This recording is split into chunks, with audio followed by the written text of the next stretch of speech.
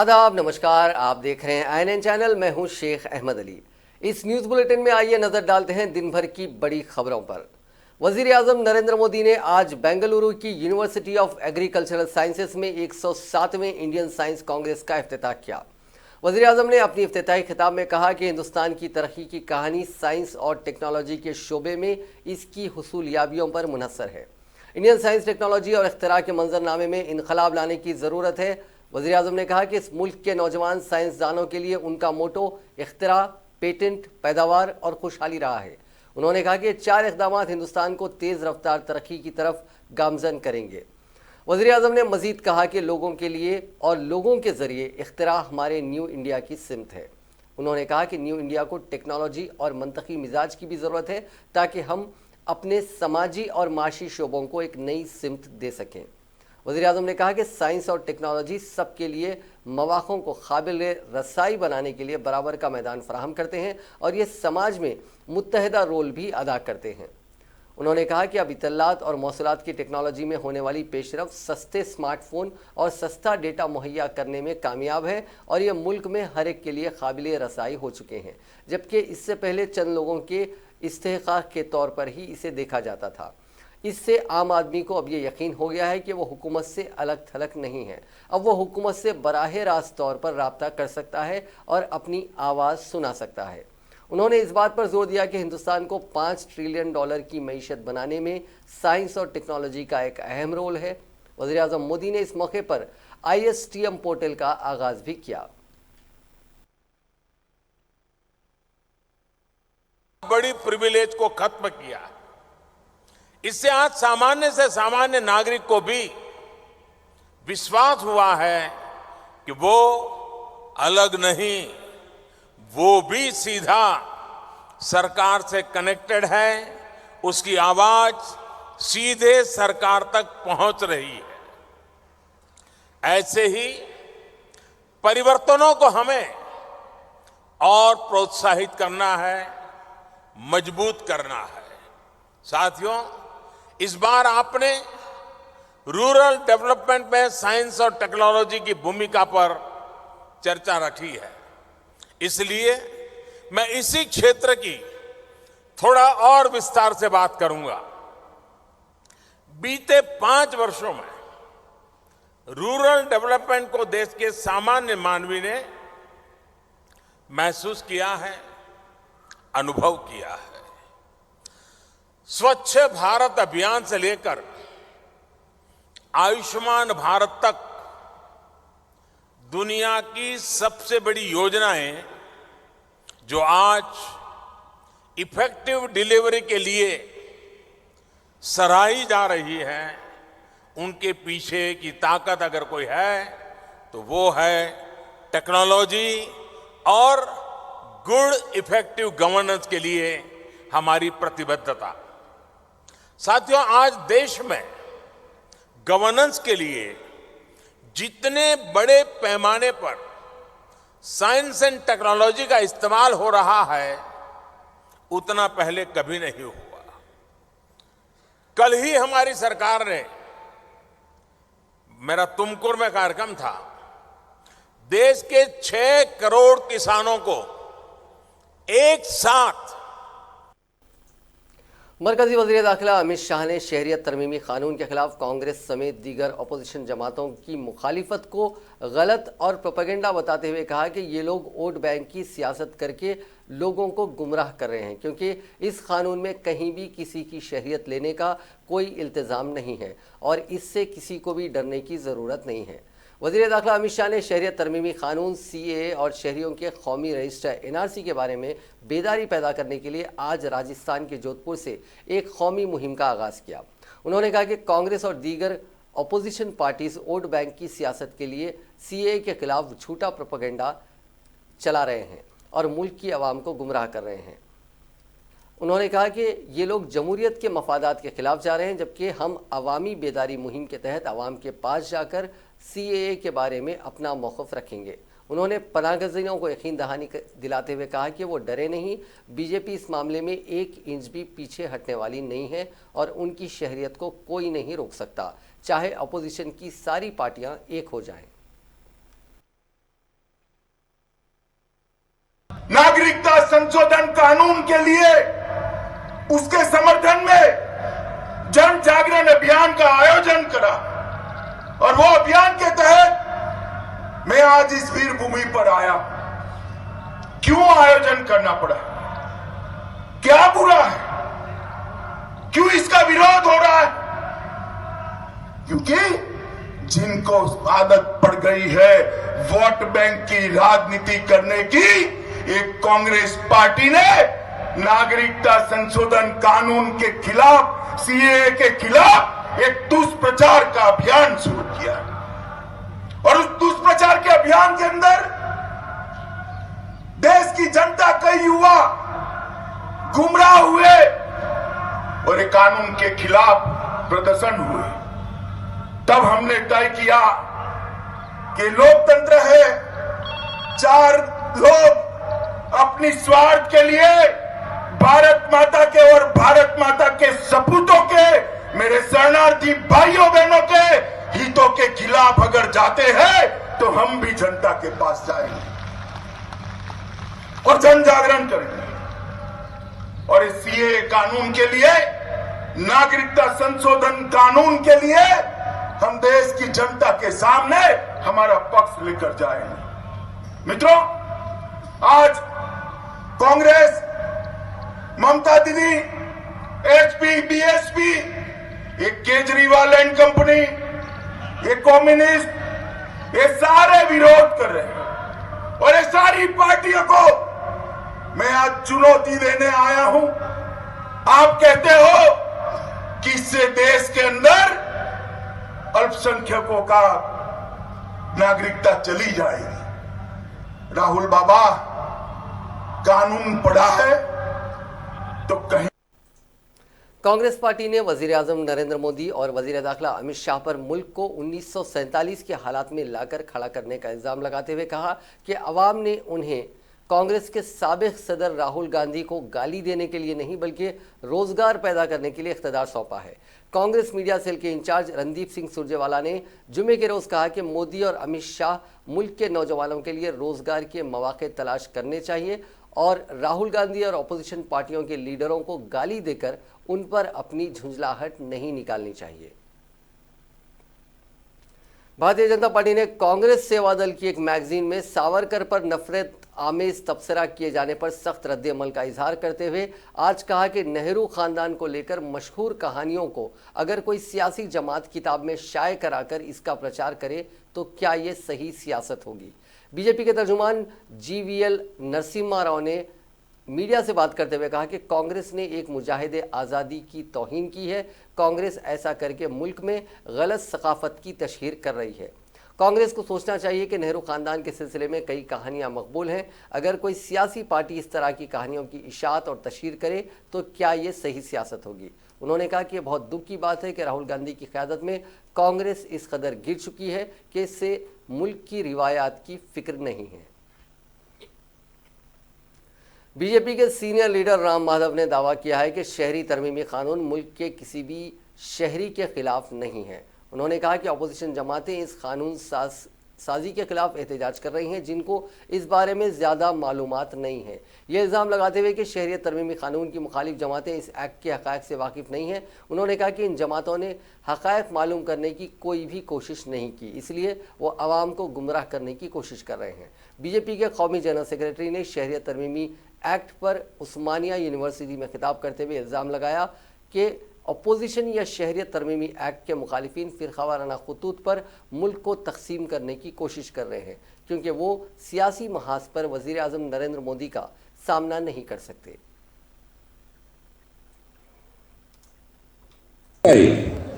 అక్కడి రాజ్యాంగమే ముస్లింలని ప్రథమ శ్రేణి పౌరులుగా స్వీకరిస్తుంది. ఖ్వాజీ నజీముద్దీన్ రెండో ప్రధానమంత్రి ఉండేవాడు పాకిస్తాన్కి. ఆయన స్పష్టంగా ఒకసారి చెప్పాడు, పాకిస్తాన్ ఇస్లామిక్ దేశము, ఇక్కడ ముస్లింలకు ఉండే అధికారాలు మిగిలిన పౌరులకు ఉండవు, ముస్లింలకు విశేష అధికారాలు ఉంటాయి. ఈ విషయం స్వయముగా పాకిస్తాన్ ప్రధానమంత్రి ఆ రోజున చెప్పాడు 1956లో. కాబట్టి అక్కడ ఉండే ముస్లిం శరణార్థిగా భారతదేశానికి వస్తాడు అనేటటువంటి పరిస్థితి ఉండదు. అయినప్పటికీ ఫర్ ఆర్గ్యుమెంట్ సేక్ ఎవరన్నా వస్తే వాళ్ళ పరిస్థితి ఏంటి? మిత్రులారా, ఒక్క విషయం గుర్తుపెట్టుకోండి, భారతదేశంలో పౌరసత్వం పొందడానికి ఏ దేశపు వ్యక్తికైనా కూడా కొన్ని నియమ నిబంధనలు పాటించినట్లయితే పూర్తి అధికారం ఉన్నది. మనమందరము జన్మతః పుట్టుకతో ఈ దేశ పౌరులం అయిపోయినాం. బయట अमेरिका के हमले में ईरान के कमांडर की मौत के बाद सरमायाकारों की जानिब से महफूज सरमायाकारी को तरजीह देने से आलमी सतह पर कीमती धातों में आई तेजी की वजह से जुमे के रोज़ दिल्ली सराफा बाजार में सोना 720 रुपये उछलकर पहली मरतबा 41,000 रुपये के पार 41,070 रुपये फी 10 ग्राम यानी तोले पर पहुंच गया। इस दौरान चांदी 1,000 रुपये महंगी होकर 48,650 रुपये फी किलोग्राम पर पहुंच गई। अमरीकी हमले के बाद मशरक़ी वस्ता में तनाव में इजाफा होने और तेल की फराहमी मुतासिर होने के खदशात की वजह से कच्चे तेल की कीमतें भी बढ़ गई हैं। इसका असर डॉलर के साथ ही कीमती धातों पर भी दिखा। शहरियत तरमीमी कानून के खिलाफ एहतजाज का सिलसिला जारी है। शहर के बाज़ इलाकों बिलखुसूस पुराने शहर की तारीखी मक्का मस्जिद के रूबरू सैकड़ों मुसलमानों ने ज़बरदस्त एहतजाज किया। पुलिस ने बाज़ नौजवानों को हिरासत में ले लिया। तफसीलात के मुताबिक नमाज जुमा की अदायगी के फौरी बाद सैकड़ों की तादाद में नौजवान सड़कों पर निकल आए और मोदी अमित शाह के खिलाफ नारेबाजी करने लगे। नौजवानों ने इस कानून को फिलफौर वापस लेने का मुतालबा करते हुए तकरीबन आधे घंटे तक ज़बरदस्त एहतजाज किया, जिसके साथ ही पुलिस चौकस हो गई और बाज़ नौजवानों का ताक़ुब करते हुए उन्हें हिरासत में ले लिया। खबल अज़ीं इंचार्ज DCP साउथ जोन व जॉइंट कमिश्नर AK मोहंती की रास निगरानी में पुलिस के सख्त सियानती इंतजाम किए गए थे। मोहंती दीगर ओहदेदारों के साथ मक्का मस्जिद के बाबुल दाखिला के करीब शख्सी तौर पर मौजूद थे। आज भी पुलिस का भारी बंदोबस्त देखा गया, जिसमें task force, special branch, CCS, intelligence, counter intelligence के अलावा रैपिड एक्शन फोर्स की भारी तादाद मौजूद थी। पुलिस ने साउथ जोन के तमाम हिस्सास और गैर मामूली हिस्सास इलाकों में पेट्रोलिंग बढ़ा दी है। मक्का मस्जिद के रूबरू एहतजाज के दौरान इस मसरूफ तरीन शाहराह पर ट्रैफिक मसदूद हो गई, जिसे पुलिस ने ताकत का इस्तेमाल करते हुए दोबारा बहाल किया।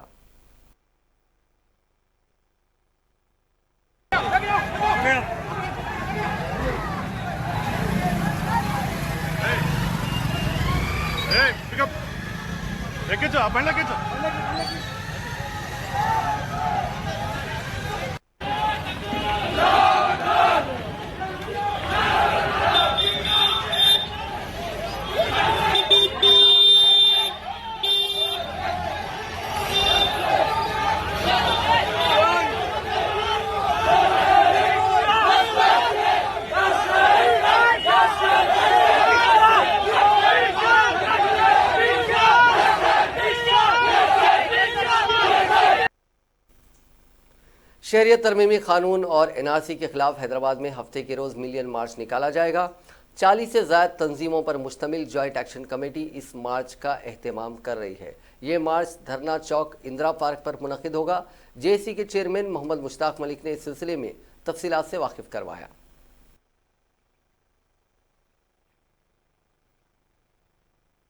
BAMSEF है, दलित बहुजन समिति है और हमारे साबिक़ा जस्टिस चंद्र कुमार साहब की तेलंगाना पीपल्स पार्टी या प्रजा पार्टी है, PL विश्वेश्वर राव साहब की भी पार्टी इसमें है, तो और दूसरे बहुत सारे ऑर्गेनाइजेशन हैं, लेकिन इसमें साबिक़ा जस्टिस चंद्र कुमार साहब और PL विश्वेश्वर राव साहब प्लस BAMSEF, ये ऑर्गेनाइजेशन मेजर ऑर्गेनाइजेशन है जो नॉन मुस्लिम है, और बहुत सारी हैं।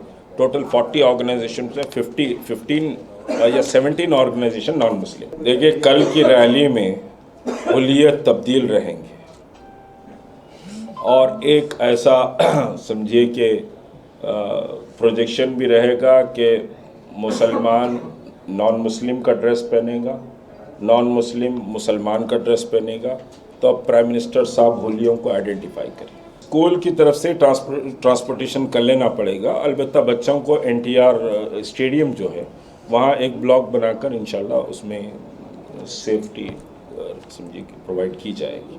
आज यहाँ पर जो प्रेस कॉन्फ्रेंस हो रही है, इसका मकसद कल जो मिलियन मार्च हो रहा है धरना चौक इंदिरा पार्क पर, तो तमाम हम लोग private schools joint action committee का एक क़याम अमल में आया है, जिसके अंदर शहर के नामी ग्रामी स्कूल के ज़िम्मेदारान, जिसमें फजल रहमान खुरम साहब जो डाउन स्कूल का करस्पॉन्डेंट है, जनाब साजिद महमूद साहब जो सेंट मार्ज स्कूल के डायरेक्टर हैं, और जनाब समीउल्लाह साहब, अब्दुल सबूर साहब, एजाज साहब, आरिफ साहब, मुजीब साहब और तमाम ही प्राइवेट स्कूल्स के जो नामी ग्रामी स्कूल्स हैं हमारे नए शहर और पुराने शहर के तमाम स्कूल के ज़िम्मेदारान इस स्टेज से, इस प्रेस कॉन्फ्रेंस के ज़रिए से तमाम स्कूल के ज़िम्मेदारों को, स्टूडेंट्स को, टीचर्स को इस बात की दावत देते हैं कि ये मिलियन मार्च को कामयाब बनाने के लिए कल इंदिरा पार्क पर वो जमा हो जाए। दिन 2 बजे बरोज़ हफ्ता ये मिलियन मार्च होने वाला है। पुरअमन तौर पर इस मिलियन मार्च को इंशाअल्लाह ताला हम लोग मुनक़िद करेंगे, जिसके अंदर तकरीबन 40 डिफरेंट ऑर्गेनाइजेशंस के लोग इसमें हिस्सा ले रहे हैं।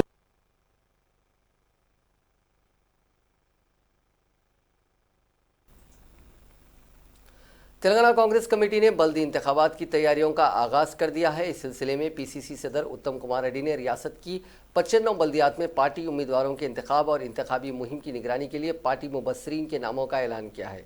पीसीसी के इन मुबस्सरीन को 5 और 6 जनवरी को मुताल्लिका बल्दिया के कांग्रेस कायदीन और कारकुनों के साथ इजलास मुनक़िद करने की हिदायत दी गई है। इसी तरह उत्तम कुमार रेड्डी ने 10 म्युनिसिपल कॉरपोरेशन के लिए भी 10 मुबस्सरीन का तकर्रुर किया है। उन्हें भी मुताल्लिका कॉरपोरेशनों में पार्टी कायदीन के साथ इजलास मुनक़िद करने की हिदायत दी गई है, जिनमें 10 म्युनिसिपल कॉरपोरेशनों के लिए पार्टी मुबस्सरीन के नामों का ऐलान किया गया है। उनमें करीमनगर म्युनिसिपल कॉरपोरेशन के लिए टी जीवन रेड्डी, रामागुंडम के लिए अंजन कुमार यादव शामिल हैं। कांग्रेस तर्जुमान डॉक्टर श्रावण ने चीफ सेक्रेटरी सोमेश कुमार की तकर्रुरी को गैर कानूनी करार दिया है। गांधी भवन में मीडिया से बातचीत करते हुए उन्होंने कहा कि चीफ सेक्रेटरी के तकर्रुर के सिलसिले में जो क़वायद व ज़वाबित हैं, हुकूमत इन क़वायद की खिलाफ वर्जी की है। रियासत में काम करने वाले 15 सीनियर IAS ओहदेदारों को नज़रअंदाज करते हुए सोमेश कुमार को चीफ सेक्रेटरी मुकर्रर किया गया है। श्रावण ने सोमेश कुमार की तकर्रुरी को क्विट प्रो को करार दिया, क्योंकि सोमेश कुमार ने TRS को फ़ायदा पहुँचाया था। तर्जुमान कांग्रेस ने कहा कि ग्रेटर हैदराबाद के इंतखाबात में सोमेश कुमार ने TRS को काफ़ी फ़ायदा पहुंचाया था। वोटर लिस्टों की तैयारी, नामों को हदफ करने में काफ़ी मदद की थी। ग्रेटर हैदराबाद म्युनिसिपल कॉरपोरेशन के कमिश्नर की हैसियत से सोमेश कुमार ने 15 लाख वोटरों के नाम खारिज कर दिए थे और फर्जी वोटरों के नाम शामिल करने में मदद की थी। इसके अलावा डिवीजन्स की तकसीम, रिजर्वेशन के तयन में भी हुकूमत की मदद की थी। उस वक्त कांग्रेस ने सोमेश कुमार की इस हरकत के खिलाफ बड़े पैमाने पर एहतजाज भी किया था, इसलिए चीफ मिनिस्टर ने उन्हें ये ओहदा दिया।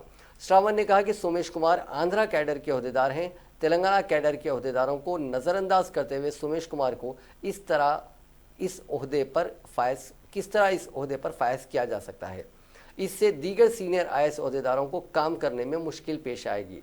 उन्होंने इल्ज़ाम लगाया कि chief minister KCR Telangana cadre के IAS ओहदेदारों को अहमियत के हामिल पोस्ट नहीं दे रहे हैं। श्रावण ने कहा कि रियासत की तंजीम जदीद कानून के तहत सोमेश कुमार को आंध्र प्रदेश चले जाने के अहकाम दिए गए थे, लेकिन उन्होंने सेंट्रल एडमिनिस्ट्रेटिव ट्रिब्यूनल से रुजू होकर इन अहकाम पर हुक्म इल्तवा यानी स्टे हासिल कर लिया और वो अब स्टे पर काम कर रहे हैं। अगर 3-4 माह में ट्रिब्यूनल हुक्म इल्तवा बर्खास्त करती है तो सोमेश कुमार को आंध्रा जाना पड़ेगा। ऐसे ओहदेदार को हुकूमत किस तरह अहम ओहदा सौंप सकती है। चीफ मिनिस्टर ऑफिस रिटायर्ड ओहदेदारों का अड्डा बन गया है। 1 दर्जन से ज़्यादा रिटायर्ड IAS ओहदेदार चीफ मिनिस्टर ऑफिस में खिदमत अंजाम दे रहे हैं।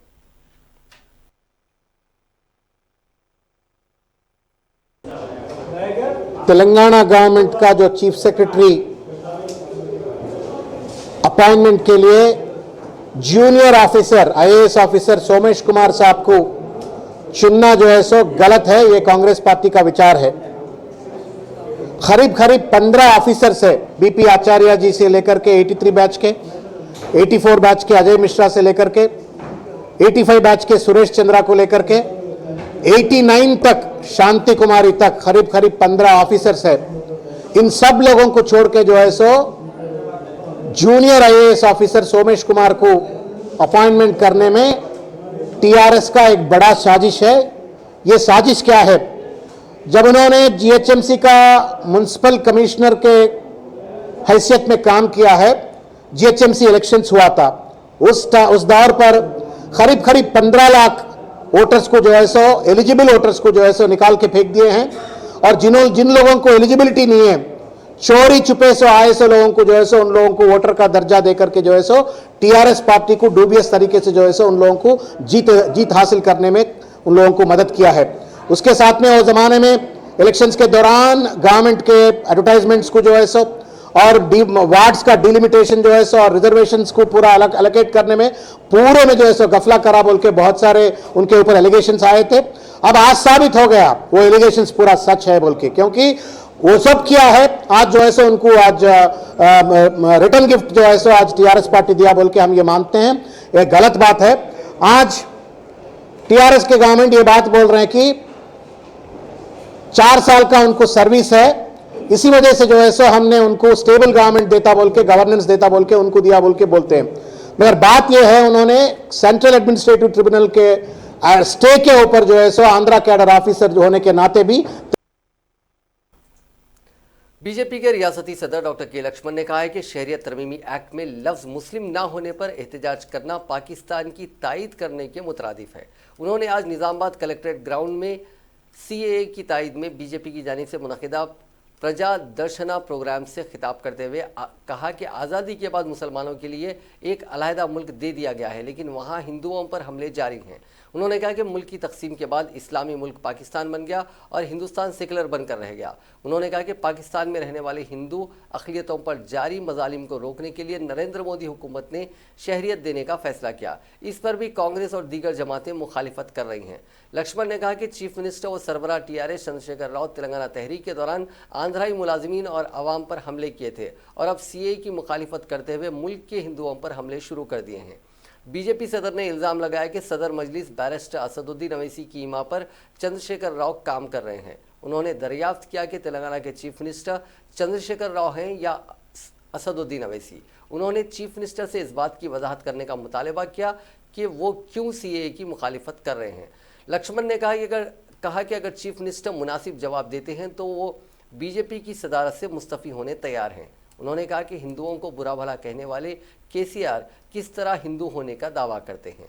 उन्होंने कहा कि वज़ीर आज़म नरेंद्र मोदी और वज़ीर दाखिला अमित शाह और किशन और अर्जुन की तरह मुल्क की हिफाजत कर रहे हैं। आने वाले बल्दी इंतखाबात में बीजेपी की कामयाबी यकीनी है। लक्ष्मण ने चीफ मिनिस्टर से सवाल किया कि जामे घर घर सर्वे कराते हुए रियासत की आवाम को परेशान करने वाले चीफ मिनिस्टर आज क्यों एनपीआर की मुखालिफत कर रहे हैं। रुकने पार्लियामेंट निजामाबाद डी अरविंद ने कहा कि चंद्रशेखर राव मुसलमानों के चीफ मिनिस्टर की तरह काम कर रहे हैं। उन्होंने निजामाबाद में सीएए के खिलाफ मुनज़्ज़म करदा यूनाइटेड मुस्लिम फोरम के इजलास को भी तनकीद का निशाना बनाया। तेलंगाना बीजेपी के एक वफद ने रियासती इलेक्शन कमिश्नर नागी रेड्डी से मुलाकात करते हुए बल्दी इंतखाबात से मुतालिक मुख्तलिफ उमूर पर नुमाइंदगी की। इस वफद की क़यादत बीजेपी के रियासती सदर डॉक्टर एस मल्ला रेड्डी ने की।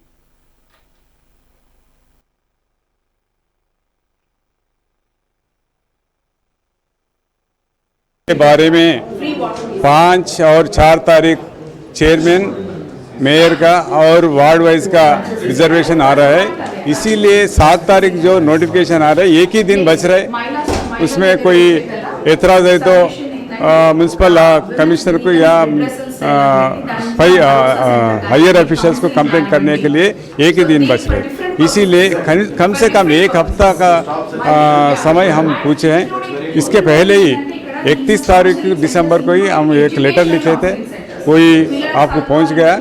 और उसके अलावा जो भी म्यूनसिपल इलेक्शन के बारे में ward wise SC ST BC का जनगणना जो लिया है उसमें गलतियां हैं और वार्ड वाइज का वोटर लिस्ट बनाने में भी बहुत गलत है। एक वार्ड का वोटर्स में 50 से 100 पोलिंग बूथ में फैला हुई है। एक निजामपेट म्यूनसिपल कॉरपोरेशन जो मेडचल डिस्ट्रिक्ट में है, एक वार्ड के वोटर्स 50 से 100 पोलिंग बूथों में फैलाए हैं। अरे एक वार्ड का काउंसलर किधर जाता है, किधर पूछता है, कैंडिडेट कैसा प्रचार करता है। भौगोलिक जो है बाउंड्री, भौगोलिक जोग्राफिकल बाउंड्री जो है उसमें जो भी वोटर्स है एक ही वार्ड में आना है, ऐसा हम बोले थे। उन्हें 1 घंटा हमको बिठा के पूरे समस्याएं सुने, सावधान से सुने, उसका परिष्कार करने के लिए। टीआरएस रुकन असेंबली एन नरसिम्हलू ने कहा है कि शहरियत तरमीमी बिल पर बीजेपी और कांग्रेस का मौक़िफ़ एक ही है। मीडिया से बात करते हुए उन्होंने कहा कि शहरियत बिल लाने वाली पार्टी कांग्रेस ही है। उन्होंने कहा कि टीआरएस पार्टी वाज़े तौर पर पार्लियामेंट में इसकी मुखालिफत कर चुकी है, इसके बावजूद कांग्रेस रैली निकालने की बात कर रही है।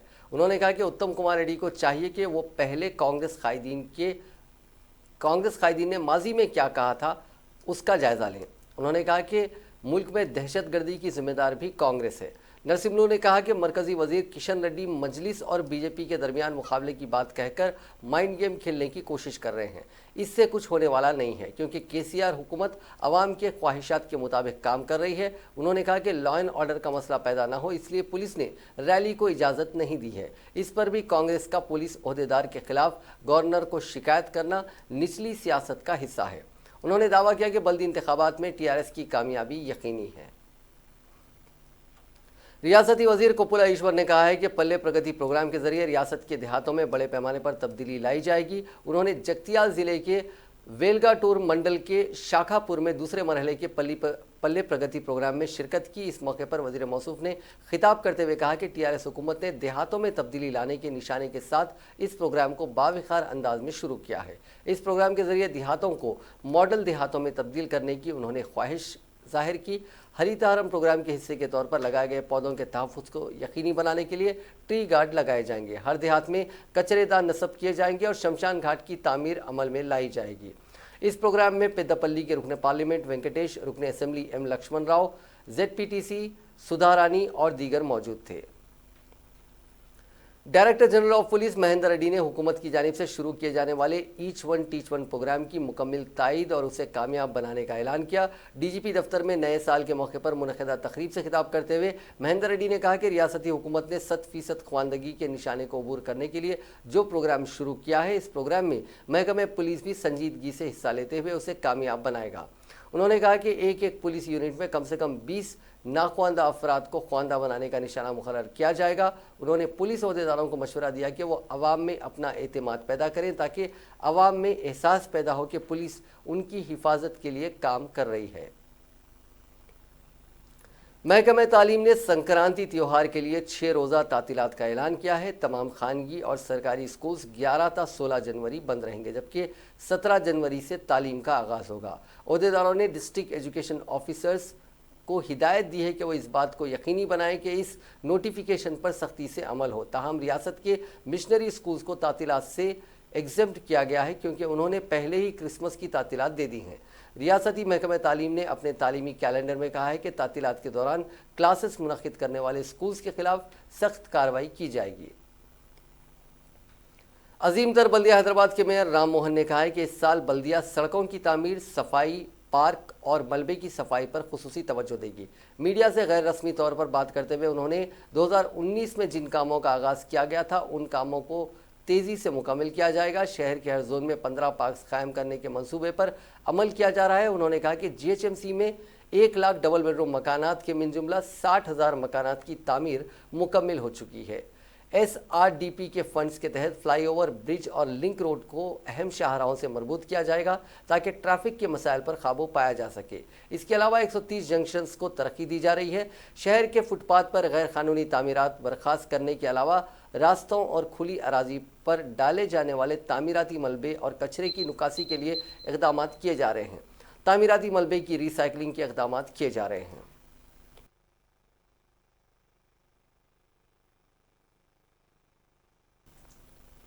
रियासती चीफ सेक्रेटरी सोमेश कुमार ने जुमे के दिन स्पीकर पोचाराम श्रीनिवास रेड्डी और काउंसिल के सदर नशीन गुत्था सुखेंदर रेड्डी से मुलाकात की। इस मौके पर सोमेश कुमार ने कहा कि रियासत में तालीम से महरूम अफराद की फहरिस्त तैयार की जा रही है।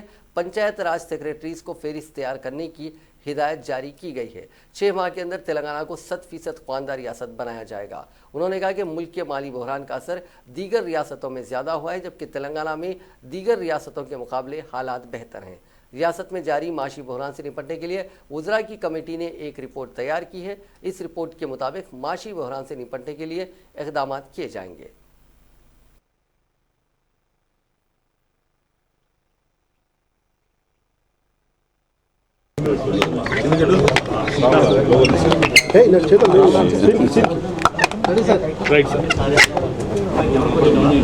సో మీ అందరికీ తెలుసు పల్లె ప్రగతి 2 2 జనవరి నుండి స్టార్ట్ అయింది. ఇది ఒక చాలా ఇంపార్టెంట్ కార్యక్రమం. ఉద్దేశం చాలా క్లియర్గా ఉంది. ఇంతకుముందు ఫస్ట్ ఫేజ్ చేసినప్పుడు విలేजेसలో చాలా नाजरीन, इस न्यूज़ बुलेटिन में बस इतना ही. देखते रहिए INN चैनल.